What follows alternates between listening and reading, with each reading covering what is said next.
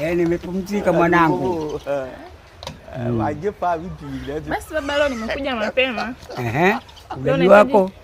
Leo nahitaji kupikia chakula kizuri. Kwa hiyo niambie tunapenda chakula gani baba? Wewe kweli maneno yako naambia mimi hayo. Au mambo ya ulisipendi.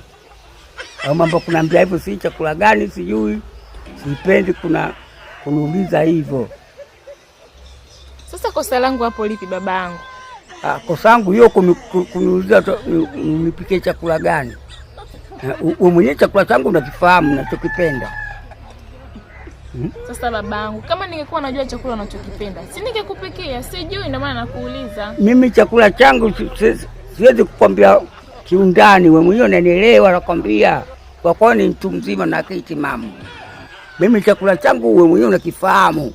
Hivi baba, kwani wewe una shida gani jamani? Mimi sina shida, ndio hivyo nakwambia hivyo.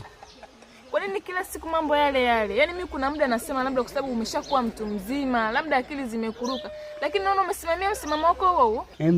Msimamo wangu na chakula nachokitumia wewe unakifahamu. Sikiliza baba, kwanza wewe nikwambie kitu kimoja. Kwanza wewe ni kijana mrembo mzuri.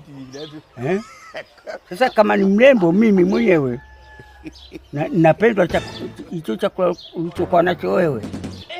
Nataka nikitumia hicho, sio kama chakula cha kupika. Basi nimejili hapo. Yeah boy.